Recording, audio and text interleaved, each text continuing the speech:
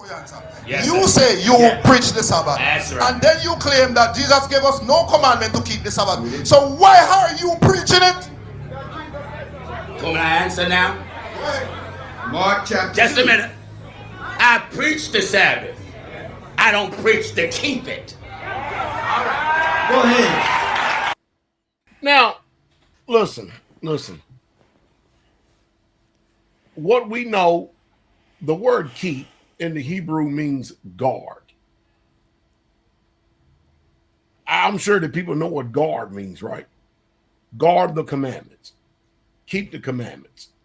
I mean, when you go over to, wait a minute, he said, let me go, before I get too ahead of myself, he said, I preach the Sabbath, but I don't what? He said, preach. I don't preach you should keep it. Yeah, they'll preach to See, keep that That don't is, make you know what?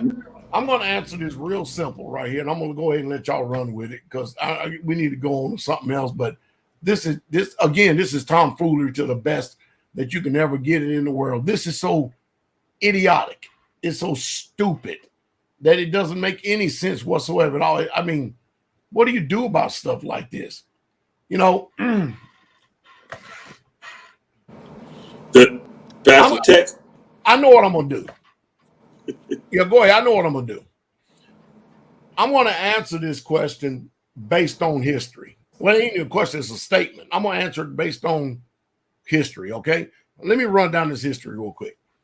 The book of Daniel, the prophet told us that there would be someone or a system that come along that would seek to change laws, times, and seasons. Now, when the Emperor Constantine, he's a pagan sun worshiper, when he came into power in 313 AD, he legalized Christianity and made it the first Sunday keeping law.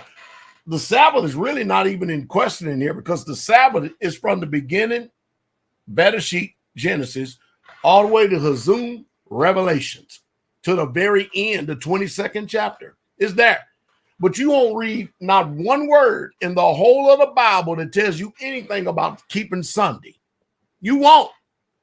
Now, do we have feast days that end up falling up on that day? Yes, but it doesn't tell you in any way, shape, or form that is a Sabbath, which is to be kept weekly.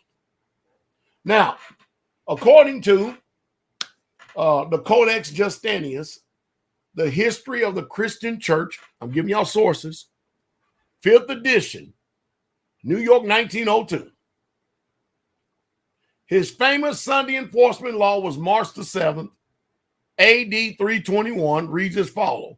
On the venerable day of the sun, let the magistrates and the people reside in cities rest, and let all workshops be closed. The Sunday law was officially confirmed by the Roman papacy, the Council of Laodicea, in AD 364. Christians, listen to this word real quick, shall not Judaize, and mind you, they say that they are Judeo-Christians. All right, check that out for you. And be idle on Saturday, but shall work on that day. But the Lord's day they shall especially honor as being Christians, shall, if possible, do no work on that day. If, however, they are found Judaizing, they shall be shut out from Christ. That is the history of the councils of the church, Edinburgh, 1876, page 316. Mind you, we went over a few Shabbats ago letting you know that the Lord's day is the Sabbath day. You can read Luke 2:27 and 2:28 on that. Cardinal Gibbons, in the Faith of Our Fathers, 92nd edition, page 89, freely admits, you may read the Bible from Genesis to Revelations, and you will not find a single line authorizing the sanctification of Sunday. This is a cardinal from the Roman Catholic Church. The scriptures enforce the religious observance of Saturday as a day which we, the Catholic Church, now you see the reason why they're in that Catholic Church now, right? Never sanctified. Again, the Catholic Church, by virtue of her divine mission, change the day from Saturday to Sunday. Catholic Mirror, official publication of James Cardinal Gibbons, September 23rd, 1893. Sunday Advisor, February the 5th, 1950.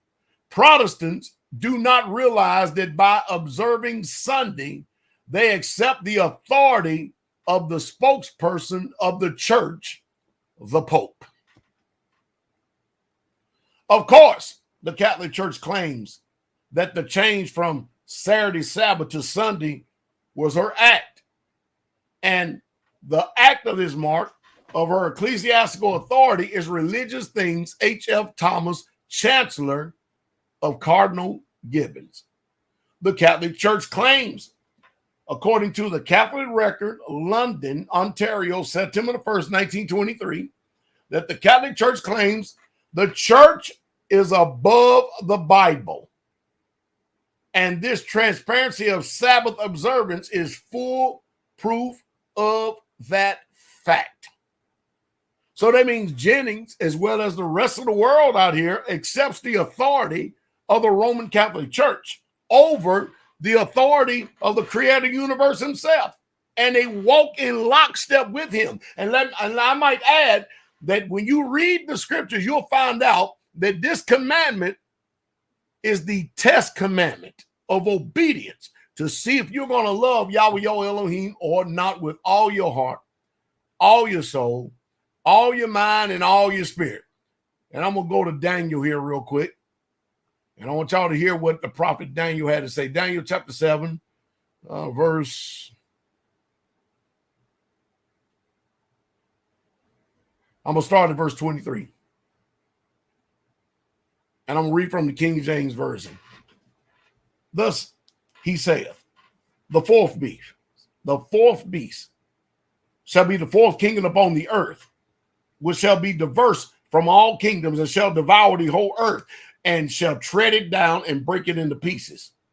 And the 10 horns out of this kingdom are 10 kings that shall arise, and another shall arise after them. So after the 10 kingdoms, the 10 kings, there's going to be another one that's going to rise after him, and he shall be diverse from the first, and he shall subdue the 3 kings. Here it is, verse 25. And he shall speak great words against the Most High, and shall wear out the patience of the saints. Sound like Revelation chapter 12, don't it? And he shall wear out the patience, and then he shall wear out the saints of the Most High. Here it is, and think to change times, laws, and they shall be given into his hand until the times, and the dividing of time. 3.5 years, just like it says over in the book of Revelations. But the judgment shall sit, and it shall take away his dominion to consume and to destroy it unto the end. So then people wonder why we always call him the Roman Catholic Church the great whore, mystery Babylon, of the book of Revelation. And then not only is she the mother of all harlots, but if she's the mother, that means she has daughters. And Pastor Gino Jennings and the First Church just happen to be one of these daughters. It's simple. You can put it together. It's so easy. So we give you sources where the Roman Catholic Church set up and told you that they had the authority, the divine authority to change God's laws. And then you get this buffoon up here, Jennings, set up as supporting what the Roman Catholic Church says. It's past suspect. This is stupidity on a whole nother level. This is anti-Christ. This is anti-Messiah. I don't care how he gets up behind that pulpit and sweat, beats up on it. You people, you have to save yourselves from this type of mess right here. Again, test and prove and try everything.